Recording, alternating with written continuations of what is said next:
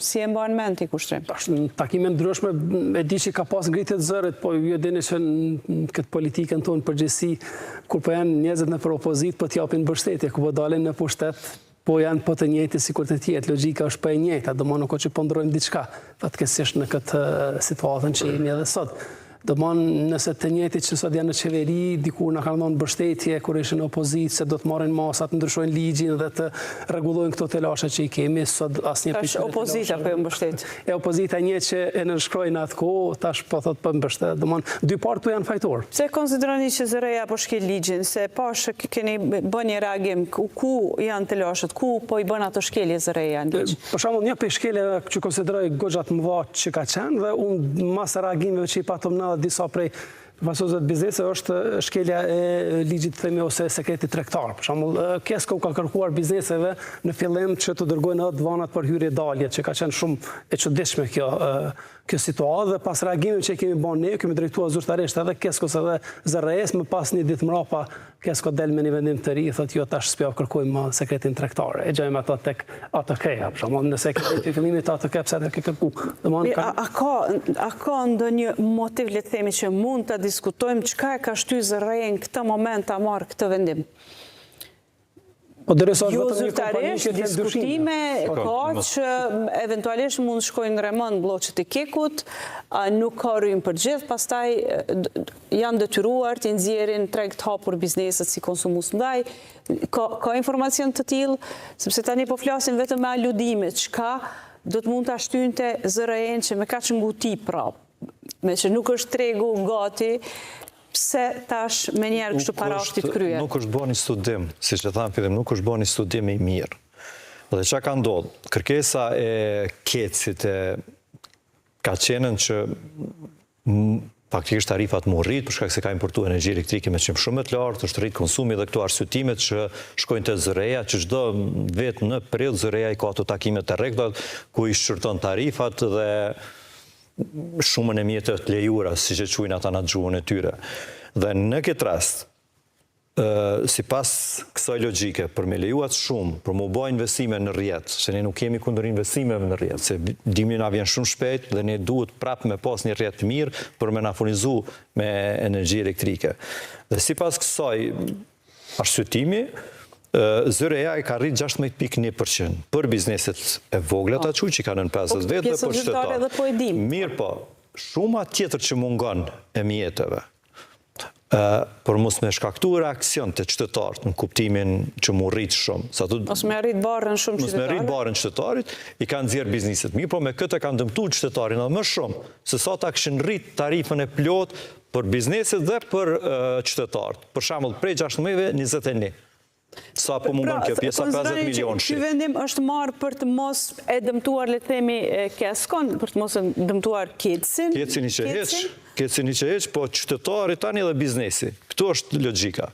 Dhe qytetari i Republikës Kosovës, tani përveç është ngarku në ekonomi familjare me 16.1%, po ngarkohet edhe në shërbim apo në produkt. Po rritet çmimet. Keku ka importuar rreth afër 50 milion vitin e kaluar energji elektrike, si pas disa statistika që kam lexuar, dhe në anën tjetër ka importu mbi 100 milion. Do thotë, Kosovës i mungojnë 50 milion. Dhe nëse s'ka bëjë çdo vit, përkatësisht vitin e kaluar, po flasëm, qeveria nga buxheti i Kosovës e ka subvencionu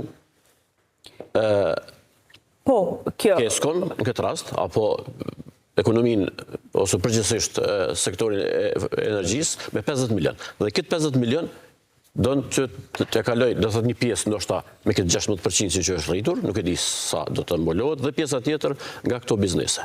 Por sigurisht që kjo është... Që këtë pjesën zyrtare që është diskutuar edhe edhim, por ju me që prekën interesat e juaja direkt, mund të keni informacion për te asaj që konsumon në publik. Nëse kthehemi edhe herë pse nuk është reagu ndoshta më herët. Për shkak se kriteri idealis në treg të hapur ka qenë më herët ndryshe dhe janë prek vetëm pak kompani. Ashtu si tha, domethënë, vetëm 3-4 kompani me 110, pastaj kanë shkuar me 35, ku kemi qenë edhe ne, domethënë, sigurisht që kur preken 3-4 kompani ose 10 kompani, edhe zëri jonë është i pafuqishëm. Edhe mbështetja jonë ka qenë shumë më vogël, po edhe impakti në ekonominë e Kosovës kishte qenë më vogël. Kurse në këtë rast ka ndryshuar shumë sepse janë prek, po them 1300 kompani dhe kjo mund të shkaktoj një ndryshim dhe si rrëdhoj sigurisht edhe të ketë impakt në rritjen e konsumit. Pam reagimet e tilla që thonë që bizneset po shqyrtojnë mundësinë që të bartën në rajon, fillojnë prodhimin, funksionimin në rajon. Tashi, sa ka logjik kjo, sepse... Nuk është edhe në letë një biznes prodhues me u zhvendos. Me u zhvendos, edhe rajoni është në treg të hapur energjetik. Që ka punu 25 vite dhe me u zhvendos, me thonë po dalë në rajon. Jo, për kundrazi. A ka të tilla ide mesin e përveç të tilla ide, ka të tilla biznese që deklarojnë haptas që me vendimin për rritjen e energjisë elektrike me këto tarifat të cilat janë prezentu. Sepse ta ritheksojmë edhe një herë, përmenim pak më herët kryetari Rafuna, që bizneset fatmirësisht asnjë nuk është kundër daljes në tregun e lirë. Këtë duhet ta kuptoj një herë për gjithmonë të gjithë. Jemi kundër afatit kohort as shkurt për njoftim. ZRE-ja ka dalë me 5 mars, në faktikisht ka dalë njoftimin publik në përmedja me 5 mars, pastaj me 6 mars ka dalë ZRE-ja nëse s'ka bëj me data. Një ditë më prapa, ka dalë njoftimi publik. Edhe ai s'është vendim, është njoftim. Njoftim. As një komunikim tjetër s'ka pasur. Ka biznese që deklarojnë haptas, të cilat duhet të mbyllen, sepse ju ka rrit kosta e energjisë elektrike 1 milion euro. A ndoshta fitim vjetor ka pas 300.000 euro, se 400.000 euro. Ai s'mundet me mbjetu. Kostoja mesatare në nivel të prodhuesve për muj, nëse e kalkulojmë kostën e energjisë me ofertat cilat janë ofertuar, nëse ka ndryshime, është tjetër send. Po flasim deri në këtë moment. Është mesatarja bizneseve prodhuese, energjia elektrike do t'ju rritet sa 35 punëtor për një herë që i pagun, mesatarisht. Domthonë, llogarete sa investimi duhet bëhet në kompani në linja për me hap për mi punësu ti 35 punëtor për një herë. Atë që është vlera e rritjes së faturës së energjisë elektrike, e përafërt.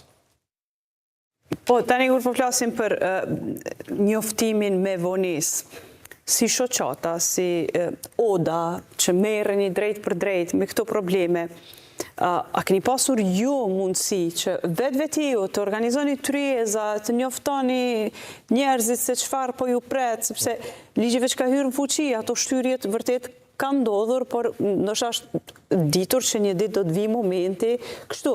Apo duke parë që tregu nuk po ofron shumë konkurrencë, keni menduar se edhe mund të mos bëhet. Përndryshe, çfarë kuptimi ka, duke qenë ligji në fuqi?